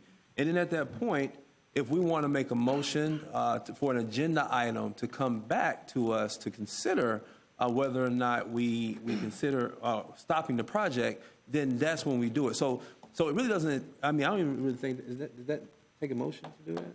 To give staff the instruction to go to the meeting? Does not. Okay. So really it's more of... Consensus, though. Yeah, it takes consensus, but really it's more of us just, because it was never coming back, it's us just telling staff, hey, go attend the town hall meeting, hear what the people have to say, come back, make a presentation to us of what happened during that meeting, and then at that point, if a commissioner wants to make a motion that we actually bring back the agenda item looking at stopping the project, then we make that consideration. Because whatever action we take here is not going to stop him unless we make a motion right now to say we are stopping the construction of the project. Mr. Chair, Go ahead, Diane. I was going to say, let's don't talk about him like he's the monster in the room. Well, FDOT, I'm sorry. But I don't have to say. two things that I wanted to accomplish today, and they've been accomplished. One was I wanted a report back from the FDOT that we asked for. That was not on the agenda. He made his report. Nobody asked a question. So I asked a question to get the response that we asked for. That was the first thing. The second thing was to poll the table, and I've done that, to see if there is any tolerance or interest in responding to her request. I've done that. So I'm satisfied to move on and let the citizens deal with us however they choose to deal with us, and let's move forward. On point, Mr. Chair, on point real quick. What we're going through, I don't think this is new. So I'm going to refer to what we have experienced with that Florida Arch Trail. I personally organized citizens meetings on State Road 12 and King Street, which is the path, and the citizens opposed that approach. So they even came here and packed this place by the number of meetings and spoke in opposition to the plan that was already approved, that was pushed through by my predecessor on the county commission. So, and we, based on the citizens' decision, we voted to stop the project. And then upon that, the money went back to FDOT. So that is where we are right now from my understanding of what's going on in the same process. So the citizens also need to understand, the citizens of this Woodfield Highway need to understand where and the process of things. If you don't, because even before Gaston County lost that money, the PD&E already been done. They spent almost several thousands of dollars to conduct the PD&E, which means the process was already in motion till the citizens came and began to say, no, we don't want this bike path. coming through our road. We don't want we don't want to give the right of way and land acquisition to encroach on our property and so on and so forth. So with all of those opposition, then the citizens says that's not what we want, and we don't want it that way. And then this is the way we want it, and the way they wanted it does not conform with the way that this board had already approved a while back. So what happened. We forfeited that fund. Mm-hmm. So the citizens of Woodville Highway need to understand that at this point. So when they have their meetings, we had several meetings. Commissioner Williams-Cox, thank you for your polling. I'm glad you did that. But I want to take it a step further. I do believe that we do need to have a presence at the town hall, and I want to report and come back to this board. So if there's a consensus amongst this board, I would like for staff to send I'd like for a staff person to attend the town hall being created by Commissioner Proctor and Sue Ellen for the information to come back to our board to hear what our citizens are saying, in particular at that town hall about this road construction project. Any objection to that? I don't. If I may, I just like we don't want to waste time, they don't want to waste time if it's not going to yield what they want yield. So why have them meet? Why agree to them meeting if we know we're not going to do anything but collect the information from them and continue to move? Well, good point. For me personally, I as one commissioner, just me personally, I can't speak for anybody else. I am actually willing to take that step if those citizens don't want that project to say don't build it. Now, I may be the only one at the table that's willing to do that, but I'm willing to do it. I wouldn't have them meet. You're right. I wouldn't have them meet just for the sake of meeting. But I just want everybody to understand the decision that we're making. I'm just willing to make the decision. The request wasn't for staff. The request was for this board to attend that. I understand, but if staff doesn't go, we don't get a report. So, I mean, if there's no consistency, we're ready to move on. Let's move. I mean, I'm not fighting hard for it. Commissioner Maddox, I appreciated you wanting more time, and I think we've had some good conversations about this and what happens if we turn down the project. At this point, though, our staff has attended a lot of these meetings. If there's no new information, I wonder, and I think this may have been part of where you were going, Commissioner Williams-Cox, but should we take, even though it's probably unnecessary, just a voice vote or something on affirming this project moving forward? We need to show some indication, perhaps to FDOT or others, that a majority wants to move forward. If not a vote, Why don't I do this? Leaning over. Yeah, okay. I saw Thornton leaning over. You knew what was coming. We don't need a vote. I think based on the conversation, if there's no other action taken today, then I hope that is a signal to FDOT that we're not taking action. Why don't I We've do looked at this, this for 9 months. Why don't I entertain Mr. Chair, it's okay. Why don't I? I rescind my ask for staff to go to the meeting. I think I understand now where we are. I'm fine. I'm not. And I don't agree that we need to revote. Because I was simply asking if we needed to, but I wasn't going to ask for a vote. I was going to say one thing we could do. We don't have to do this. I could entertain a motion to stop the project. Somebody makes a motion. That's it. Or the simplest thing to do is just do nothing. The only thing I wouldn't do that without an agenda. I was about to say, yeah. Okay. We don't have an agenda item on this. Yeah. All right, that's good. Let's move on. Under DOT's items, Nick, I'd like to thank you. Yes, sir. When I was driving home the other day, they were picking up trash on the side of the road. I don't know what miracle you pulled, but sometimes we get coincidences, and you were the benefactor that time. I think, Mr. Chair, maybe because of the gavel, because you just talked about that trash not too long ago. I complained to Nick. I tried to call you, but you didn't call me back. It happened. Bang, yeah. Hey, man, I left you a message. Listen, I have one of the best chief of staffs in the world, and she gets to calling people, things happen. It was amazing. They had almost finished it by the time I got there. I don't know how you got him to work that quick. He was out there helping him too. Did you see that? Yeah. Because I was complaining about the south side, the trash on the 319 from the Leon County line north. Horrible. And Nick, he got it taken care of. Within minutes. Yay, Complaining. Commissioner Maddox. All right. Mr. Chair, I have a separate FDOT question, if we're moving on. Yeah, go ahead. Yeah. Brian, I've gotten a request, actually, from the owner of Cabo's Restaurant and others who are interested in the status of the project at Magnolia and Appalachia Parkway. We remember this from last year. There was a lot of concerns about closing the access road and changing the turn lanes and the impact to the shopping center. That's not the basis of this question. The question is, they've seen no activity for about a month, and the area has been torn up since October. And I think reading into it, some of the businesses are kind of wondering what it looks like at the end, and so they're wanting a timeline for that project. We can definitely get you an update on that and get you that information. Thank you very much. Okay. Kristen, I'm sorry, on point to that question, Kristen. Yes, sir. Have they seen effects? Like, has it been bad for them since? Because I know one of the biggest things they complained a lot about closing it off and how it's going to affect business. And so was it more of like, okay, when is it going to be over? Because we just want to be over, or we're having some problems with attendance and patronage.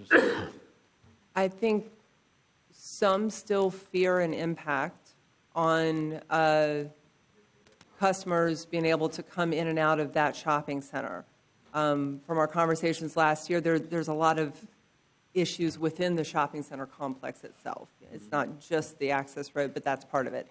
My read on this is that they're wondering, the work has stopped. They're wanting the construction to be completed and for it to look nice out front before assessing whether or not it's impacted their customers. Right now, it looks like construction. So that's more the question, is just the timeline and if there is any reason for a delay. Yeah. Mr. Chair, I have a non-DOT related issue that I could bring up. Greg, do you have anything under your executive? Just a couple We'll of do that things. under. Okay, thank you. I was going to say, Commissioner William Cox, in Bryant's defense, the plan was actually for me to bring you all an update on the Woodville meeting under my comments. But we're done that. Yeah, no, you guys, no. I just wanted to clarify that it wasn't forgotten, but I was supposed to be the one to give the update. Real quickly, we'd had some discussion at the last meeting regarding our meeting times and stuff, because we had some issues we were running up against. I believe it was an ethics board meeting or something at 3:30. That won't be an issue anymore. No, ma'am. They have a different location. Okay, well, and actually, and I appreciate city manager's staff. They've actually booked our time in this room from 12 p.m. to 8 p.m. for all of our meetings. We're not going to stay that long. Now, I was going to say, don't take that as an invitation. This is not a blueprint meeting. This is not a blueprint meeting. It's nice that we have that option, though. But so we've taken care of that part of it. Mr. Chairman, I believe that's all I had. Okay. CRT information just for reading. Kristen, go ahead. Thank you, Mr. Chair. Two things. Greg and I discussed this. I'm CRTPA's rep on the Suncoast Extension Task Force. They have added a couple of additional meetings. I think it's going well. Our last meeting was much improved. I've met with Will Watts from FDOT recently, which was very productive. So it is very good, but they've added a couple of meetings that conflict with commission meetings. So Greg, your suggestion was to formally make you the alternate since you're attending the meetings. No one else has to get up to speed on this so that we have a CRTPA rep in attendance, seated at the board. So is that correct? Yep. Okay, so making a motion for Greg Slade to be my alternate. Second. All in favor? Aye. Aye. Any opposed? Okay, is that it? One last thing. I will apologize and say I don't know which board I brought this issue up at. It could have been Blueprints, it could have been Leon, it could have been here. So forgive me if I'm repeating, but I've been concerned for a while about our pedestrian crosswalks and the flashing yellow lights, and particularly that we have some crosswalks that flash all the time, regardless of a button being pushed, others that flash when a button's being pushed, and that's supposed to be a signal for all cars to stop. Legislature is now considering a bill. There's a House and a Senate bill that would require all crosswalks, hawkwalks, push-button walks to have red lights. It makes logical sense. So I am wondering if regardless of, and that timeline would be, if those bills passed and were signed by the governor, would be 2024. I'm wondering, Greg, if we can get an agenda item back just to look at this issue, because if we could do something locally to start, as we're installing more hawk walks, to start looking at the light color issue, I think that might be beneficial to us.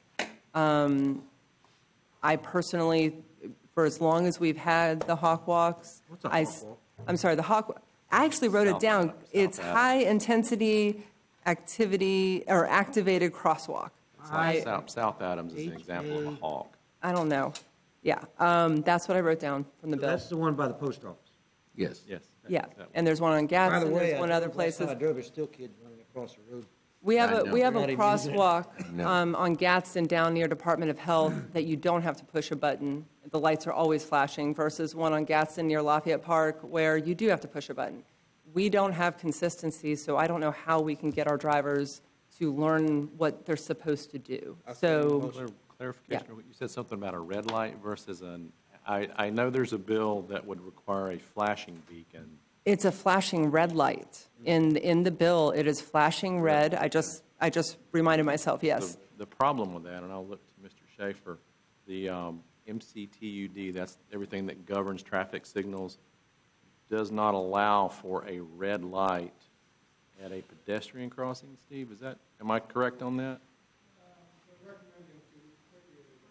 Okay, all right. What did he That's say? the Manual of Uniform Traffic Control Devices. Okay. For the acronym. Could we get some status update? I don't know if it needs to be an agenda item, but this is an issue, even if it's requiring us to have consistency among our crosswalks. We don't have consistency, we're putting people in danger, and can we get a status report? Yes, ma'am. Thank you. Do you need a motion? I think, No. Okay. well, I think, Thank you. even if it's not going as far as you were talking about originally, Kristen, I think a motion is look at consistency is not a bad thing. We can start with status report and go. Okay. Well, and there's reasons that in some cases you do flashing, in some cases you don't. Well, make that a part of the status report. Okay. Yeah, Maybe you could quote the MUTCD. Yeah. because I can't see. Thank you, any Mr. difference. Chairman. Perfect segue.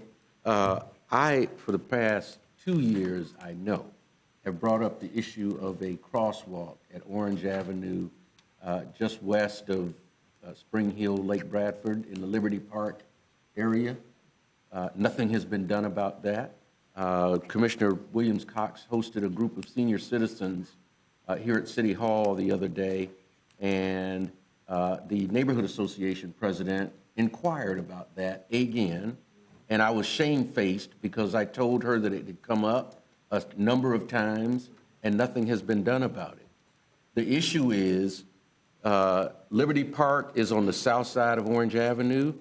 There's a store and bus stop on the north side of Orange Avenue, and people have to cross Orange Avenue to get to that store and to the Star Metro bus stop. It's very dangerous. That portion of Orange Avenue is heavily used, and I'd like to get a response on this so I'm not shamefaced the next time I see this young lady and be able to tell her what progress we're making on putting that crosswalk at Liberty Park.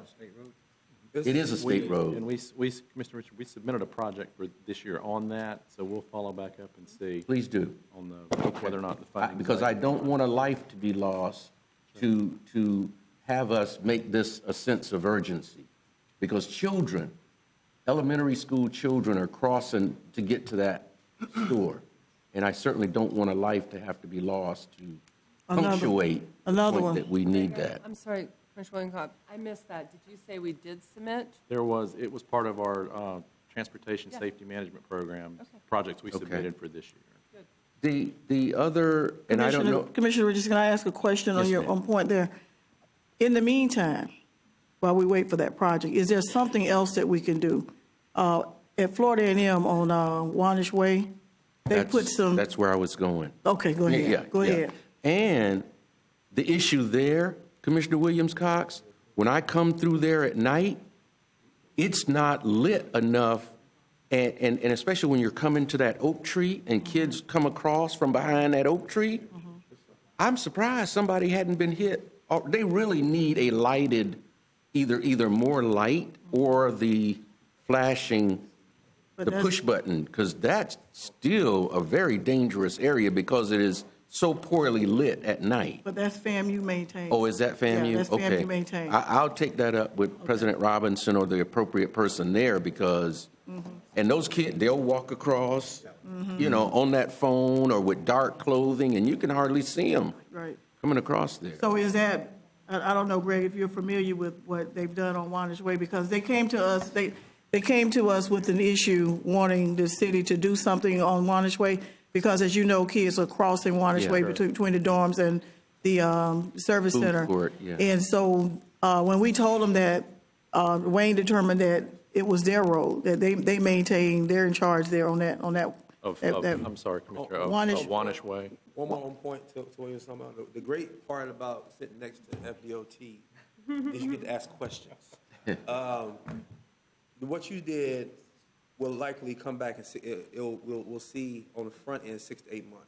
Okay, you talked about a push button, something or other. Project, right. Yes, push button project to possibly get this thing moving a little faster. Can we do that for this particular project? With the one on Orange Avenue. Yeah, the one on Orange Avenue. For just the crosswalk portion of it, can we do the push button option to move it a little faster than 6 to 8 months? 6 to 8 months is not long, but I like 3. You know, Yeah. 1 to 3 would be great. Well, the Curtis Richardson cross. How would that affect everything? Well, that's what, and I was trying to remember if we'd brought it up in our safety meeting with DOT, but you still have to go through design and all that. And I don't speak for the department, I don't know that you get it done in 3 months, but let us, unless you've already started something. No, I was just saying, get the commitment to do the project and get the design started within 3 to 6 months. And then, again, it's a pretty standard set of plans, so we could expedite the project. Okay. Yeah, Mr. Chairman, however it can be expedited, because like I said, this has come up, I know, for probably the last 2 years. Thank you for bringing it up, because my Boys and Girls Club is right there. My yeah. kids go across that street all They the do. time. I try to go across that street, and I'm a grown man. I'm like, oh. Yeah. You play football, so you're fast. Commissioner Williams, I think the difference is Orange Avenue is a state. Anybody else? That portion. I wanted to relay, you know, y'all's roundabout thing you're going with now. We went through it in Wakulla, that high school intersection. I don't know how many people were on the board at the time. There were Facebook posts. There were, you're going to kill our kids. There were pictures of wrecked buses. There was, you know, people came to, 3 or 4 people came to the meeting, former commissioners came to the meeting asking, actually a sitting commissioner, asking this board to shut down that project at the high school. I don't know if y'all remember that or not. I remember that. Nick, I remember that. Nick looked at me and said, it's your district, you want to shut it? I said, no, I don't want to shut it down. If we'd have turned that money down, we wouldn't be getting 319 4-lane right now, probably. My daughter drives through that intersection every day at that high school. It's been one of the best things that happened to Wakulla County. Yeah. So don't lose faith. Okay. Anybody else? All right, we're adjourned. Thank you. Thank you. Thank you.